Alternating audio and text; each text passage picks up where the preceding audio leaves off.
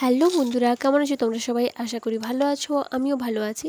তো আমি নূপুর, আমার চ্যানেল নূপুর অফিশিয়াল পোস্ট তোমাদের সবাইকে স্বাগত।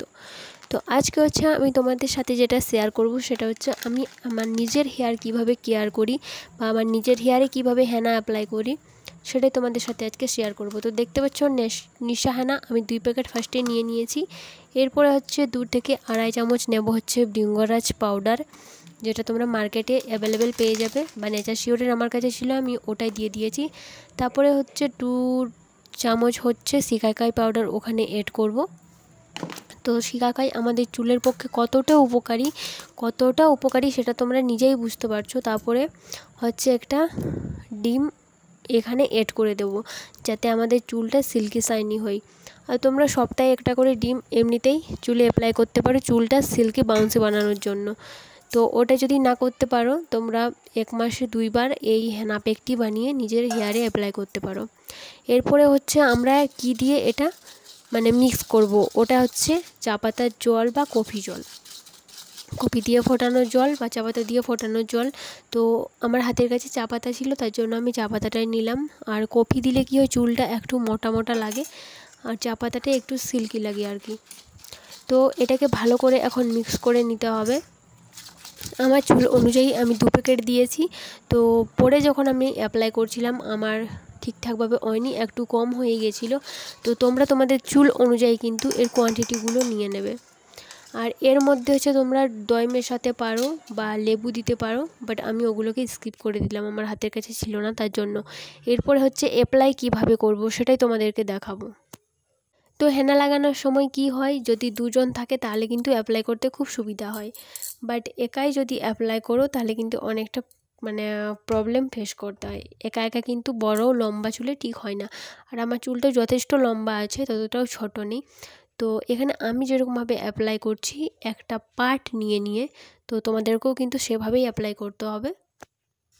তাহলে কি হবে, তোমাদের যে চুলটা আছে ওটার মধ্যে জোটা লাগবে না। আর হ্যাঁ, আরেকটা ইম্পর্ট্যান্ট কথা হচ্ছে, যখন তোমরা হেনাটা করবে তার আগে কিন্তু চুলগুলোর জটা একেবারে ছাড়িয়ে নেবে, চুলগুলোতে কিন্তু জটা না থাকে।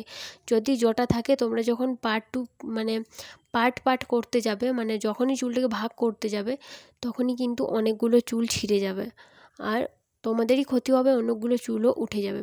তার জন্য ফার্স্টে তোমাদেরকে ভালো করে কম করে নিয়ে যে জটাগুলো থাকবে ওগুলো ছাড়িয়ে নিতে হবে। আর আমি যেরকমভাবে লাগাচ্ছি পার্ট বাই পার্ট উপর থেকে স্ক্যাল্পেও দিয়ে নিতে হবে, তারপরে কিন্তু চুলের যে একেবারে আগা পর্যন্ত নিয়ে আসতে হবে। আমরা কি করি, স্ক্যাল্পও দিয়ে দিই, তারপরে কিন্তু চুলের আগাগুলোতে বাদ দিয়ে দিই।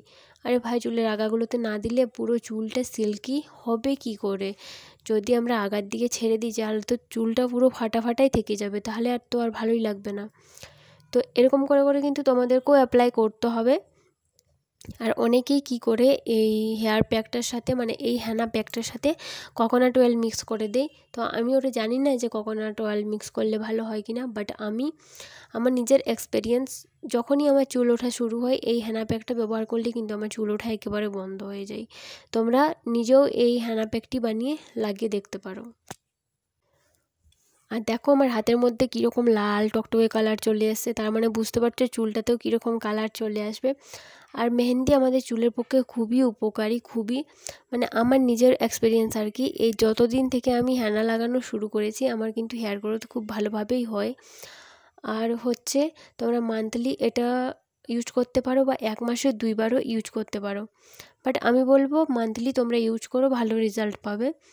আর হচ্ছে এটা ঠান্ডার সময় বা উইন্টারের সময় এটাকে স্কিপ করতে হবে, কারণ হচ্ছে আমরা যখন অ্যাপ্লাই করি আমাদের পুরো স্ক্যাল্পটা ঠান্ডা হয়ে যায়, মাথাটা ঠান্ডা হয়ে যায়, তখন কিন্তু আমাদের প্রবলেম ফেস করতে হয়। অনেকেরই জ্বর চলে আসে এই হেনা দেওয়ার জন্য।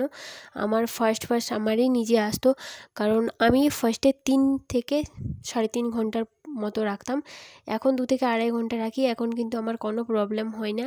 আর এই যে হেনাটা এটা অ্যাপ্লাই করার পর কিন্তু রোদে একেবারে যাবে না, একেবারে না, রোদে শুকানোর কোনো প্রয়োজনই হয় না।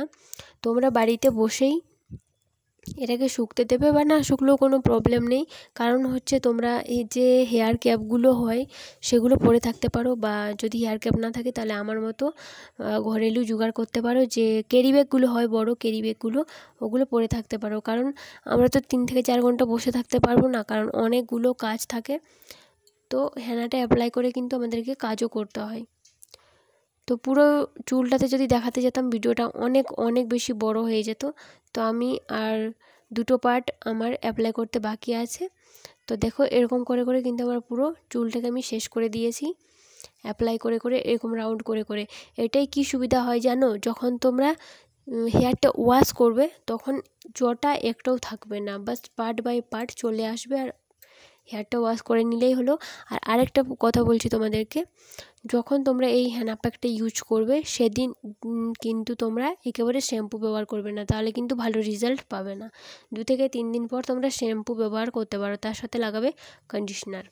আর হাতে দেখছো কত সুন্দরভাবে কালার চলে আসছে।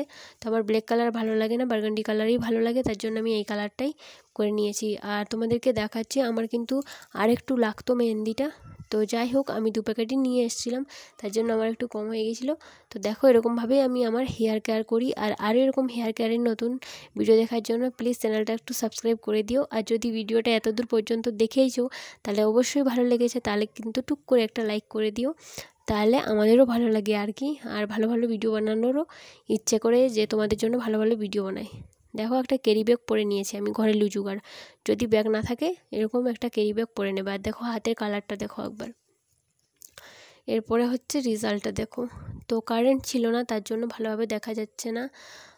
দেখো চুলটা কত সিল্কি শাইনি হয়ে গেছে।